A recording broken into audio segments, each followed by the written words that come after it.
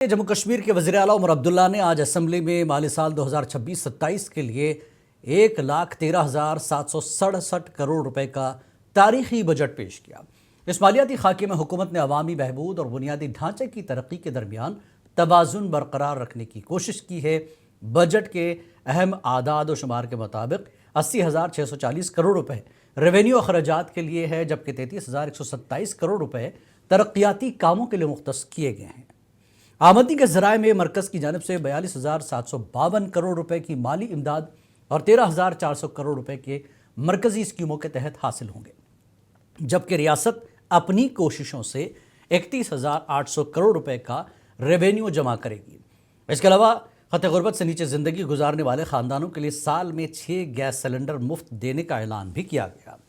आर्जी मुलाजमीन को तयशुदा प्लान के तहत मरहलावार तरीके से मुस्तकिल किया जाएगा और इसके अलावा साल 2026 में जम्मू कश्मीर में बैनुल अक़वामी फिल्म फेस्टिवल मुनक़्क़िद करने का ऐलान भी किया गया है।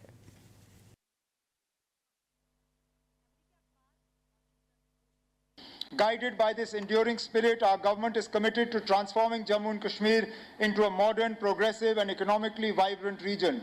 Together, we will turn obstacles into stepping stones and aspirations into achievements. We are building a business-friendly ecosystem that invites innovation and investment, turning Jammu and Kashmir into a hub of enterprise and ideas. This vision has been shaped through wide-ranging consultations with elected representatives, industry leaders and stakeholders. Their voices have enriched this budget and ensured that it remains people-centric. By engaging directly with every member of this House, we have laid the cornerstone of a new culture of participatory governance. The past year has been nothing but challenging for Jammu and Kashmir and for the entire nation. At the national level, we have seen our growth path suddenly challenged by geopolitical challenges. We see our access to global markets being constrained. Opposition leader Sunil Sharma ने आज वज़ीर आला की तरफ से पेश किए गए सालाना बजट को आवाम दुश्मन और नाकाम बजट करार दिया। जम्मू में मीडिया से बात करते हुए शर्मा ने कहा कि आर्जी मुलाजमीन के साथ एक बार फिर धोखा हुआ है। उन्होंने कहा कि बेरोजगारी से निपटने के लिए इस बजट में कोई रोड मैप नहीं था। उन्होंने मजीद कहा कि बजट में जिन तरक्याती कामों की तारीफ की गई वो मरकजी सरकार की स्कीमें हैं। के लिए कोई कंक्रीट पॉलिसी नहीं। उन्होंने कहा फेज्ड मैनर में हम डेली वेजर्स को रेगुलराइज करेंगे। अरे किसको बुद्धू बना रहे हो मुख्यमंत्री साहब? एम्प्लॉयमेंट के लिए कोई पॉलिसी नहीं है। नौजवानों को जो ख्वाब दिखाए थे उमर अब्दुल्ला साहब ने 180 दिनों में 1 लाख नौकरियां देंगे। कहाँ है उमर अब्दुल्ला साहब आपकी नौकरियां? 24,000 नौकरियां आपने आउटसोर्स कर ली किसी एक स्पेशल कंपनी को। वो कंपनी किसको नौकरियां दे रही है किसी को नहीं पता। मेरिटोरियस बच्चे आज दर बदर की ठोकरें खा रहे हैं। इस बजट में उन आज वज़ीर आला की तरफ से पेश किए गए बजट पर बात करते हुए पीडीपी एमएलए वहीद परा और एमएलए हंदवाड़ा सज्जाद गनी लोन ने कहा कि बजट अवामी उम्मीदों के बरक्स था। वहीद ने जहां बेरोजगारी की बात की तो वहीं सज्जाद लोन ने कहा कि इसमें मरकजी स्कीमों की तारीफों के सिवा कुछ नहीं था। लोगों को लगा एक इलेक्टेड गवर्नमेंट है and this government has a people's mandate, they will address the youth issues, unemployment issues. But unfortunately जो हम देख रहे हैं, जो माहौल है, 1 साल के बाद भी हुकूमत जब इलेक्ट हुई 15 महीने हो गए, दूसरी बजट है, तो हमें लगा कुछ ना कुछ टेंजेबल होगा। This budget is repackaging of centrally sponsored schemes.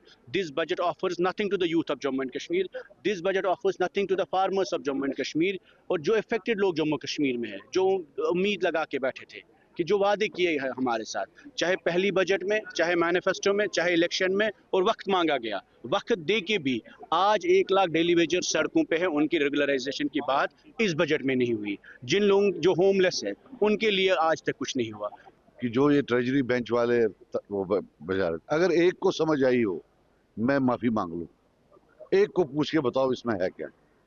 तो मुझे कोई चीज, सिर्फ एक तो मरकज को, सेंटर को शुक्रिया बोलना 5-6 बार, मतलब ये मैं वसूख से कहता हूं कि जो वज़ीर आला उमर अब्दुल्ला की तरफ से कानून साज असेंबली में बजट पेश किया गया। इस बजट पर मुनसिफ टीवी ने कारोबारी इदारों के सरबराहों से बातचीत की। इन सरबराहों ने बजट को अवामी उम्मीदों से कम ही करार दिया, ताहम कुछ ऐलानात का खैर मकदम किया।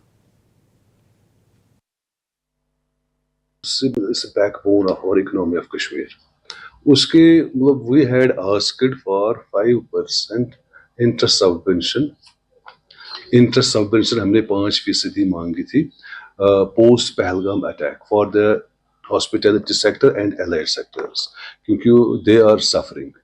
होटलियर्स, आप ये जैसे ट्रांसपोर्ट वाले, बाकी जो एलाइड सेक्टर है वो बड़ा सफ़र कर रहे हैं, तो वो इसमें नहीं रखा गया है। देखिए जी, बजट जो है ये मुझे मिक्स बैग ही लगा, कुछ ज़्यादा उम्मीदें इसमें नहीं भी थी हमें, to be very honest, but still एक जस्टिफाइड बजट है, बट डेवलपमेंट के हवाले से जो पुराना इंफ्रास्ट्रक्चर है, अगर से आप पीछे देखेंगे जो हमारे जीएसटी कलेक्शंस है वो डाउन हुई हैं by considerable amount, tone of around 500 crore के आसपास हमारा जो डेफिसिट है उस पर गया है। मेरी पूरी उम्मीद थी आज के आज कम से कम जो होटल इंडस्ट्री है मेरी, उस इंडस्ट्री के लिए जिससे बहुत ज़्यादा मुश्किलों का सामना है अभी, खासकर पहलगाम एपिसोड के बाद में जो मुसीबतें हम पे आई हैं। महकमे पीएचई में काम करने वाले आर्जी मुलाजमीन की बडगाम यूनियन ने आज मीडिया से बात करते हुए बजट पर अदम इत्तेफाक का इजहार किया। यूनियन के नुमाइंदों का कहना है कि इस बजट में आर्जी मुलाजमीन के लिए कोई वाज़ेह पॉलिसी नहीं लाई गई, जिसकी वजह से वो इस बजट से मुतमईन नहीं है। उन्होंने कहा कि हुकूमत को चाहिए कि एक साफ और वाज़ेह पॉलिसी मुतारफ़ कराए ताकि मालूम हो सके कि आखिरकार सरकार आर्जी मुलाजमीन के साथ क्या करना चाहती है। पेश की हमारे चीफ मिनिस्टर उमर साहब ने, मगर हमें लगा कि इस बजट में हमारे लिए कुछ खास नहीं है। जो टेलीविजनों की जो आज थी, आज जम्मू कश्मीर जितने भी टेलीविजन है उनको जो आज थी आज इस बजट पे, तो इसमें हमें कुछ खास दिखा नहीं। जो उसने बताया कि हमने टेलीविजन के लिए एक रोड मैप बनाया, पर इस रोड मैप का हमें भी पता नहीं। जो कमेटी बनाई थी पहले 6 महीने पिछले बजट में 6 महीने के लिए, उसको भी 1 साल हो गया, अभी भी इस बारे में कुछ पता ही नहीं है क्या कमेटी का क्या रिपोर्ट आया सीएम साहब के पास। तो आज इसने उसी मुद्दे पे आज ये बोला कि हमने एक रोड में बनाना है, तो इसको भी हमें पता नहीं कितना टाइम लगेगा। अगर ये पॉलिसी होती कि एआईसीसी के जनरल सेक्रेटरी और एमएलए डोरू जी अमीर ने कहा कि 2019 में हदबंदी और इंतखाबात के बाद जम्मू कश्मीर को रियासत का दर्जा बहाल करने के जो वादे किए गए थे वो इंतखाबात को 1.5 साल गुजरने के बावजूद आज तक पूरे नहीं हुए। उन्होंने वज़ीर आज़म नरेंद्र मोदी के उस बयान का हवाला देते हुए जिसमें रियासती दर्जे की बहाली को तशद्दुद के खात्मे से जोड़ा जा रहा था। जम्मू कश्मीर में सिक्योरिटी और महकमे दाखिला मुकम्मल तौर पर मरकज़ के इख्तियार में है, न कि जम्मू कश्मीर हुकूमत के। कांग्रेस कमेटी के जनरल सेक्रेटरी और मेंबर असेंबली डोरू गुलाम अहमद मीर साहब, आपसे जानना चाहेंगे आज से बजट सेशन जो है पेश की जाएगी, तो इस हवाले से क्या उम्मीद रखते हैं इस बार बजट पे? देखिए, बजट से तो हमेशा लोगों को एक उम्मीदें तो रहती ही है। बीच में एक पीरियड निकला जब गवर्नर रूल रहा है, तो हमारा बजट दिल्ली पार्लियामेंट मेंबर पास करते थे, जिनको जमीनी हकाइक से कोई मतलब नहीं होता था। अब पिछले साल अनंतनाग में परीक्षा पे चर्चा के मुख्तलिफ तालीमी इदारों के तलबा ने वज़ीर आज़म नरेंद्र मोदी का बराह रास्त तबसरा तवज्जो से सुना। इस मौके पर स्कूलों और तालीमी मराकज़ में खुसूसी इंतज़ामात किए गए थे ताकि बच्चे प्रोग्राम से भरपूर इस्तेफ़ादा कर सकें। वज़ीर आज़म ने इस मौके पर इंतखाबात के दौरान ज़हनी दबाव से निमटने, वक्त के बेहतर इस्तेमाल, खुद एतमादी और मुस्बत सोच की अहमियत पर जोर दिया।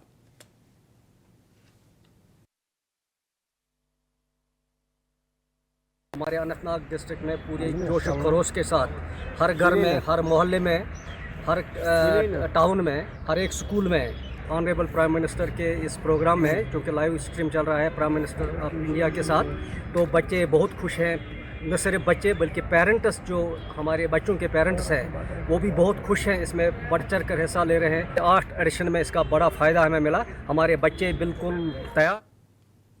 दिल्ली ब्लास्ट केस की तहक़ीक़ात के सिलसिले में नेशनल इन्वेस्टिगेशन एजेंसी की टीम ने एक बार फिर अनंतनाग की गवर्नमेंट मेडिकल कॉलेज कैंपस का दौरा किया।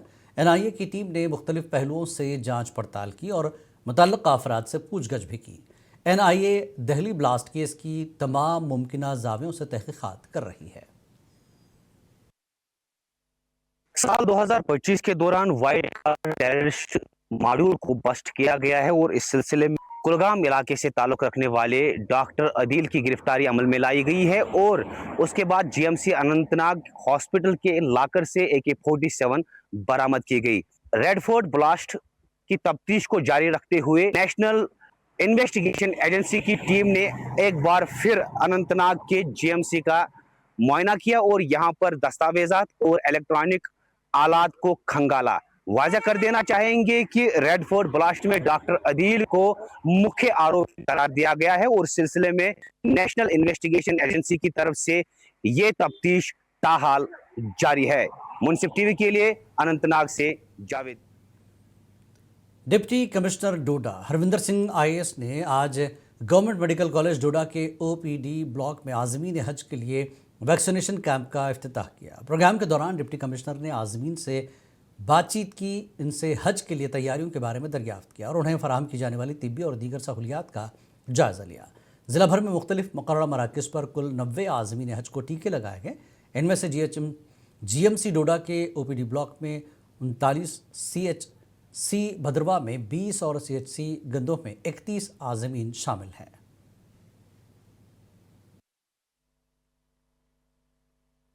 सबसे पहले अल्लाह ताला का लाख लाख शुक्र अदा करना चाहूँगा जिस अल्लाह ने मुझे उस काबिल समझा और वहाँ उस पाक सरजमीन के लिए कबूल किया। तो मैं तो यही कहूँगा कि अल्लाह ताला हर एक को वहाँ पे बुलाए और वहाँ की सादत नसीब हो। मैं पिछले 3 साल से तरस रहा था कि मेरा नंबर आ जाए, मेरा वहाँ पे जाने का फिर एक बार मौका मिले। उम्रा मैंने किया है, हज भी मैंने 2023 में किया हुआ है। तो इस वजह से मैं चाहता था कि ये एक बार फिर मौका मिले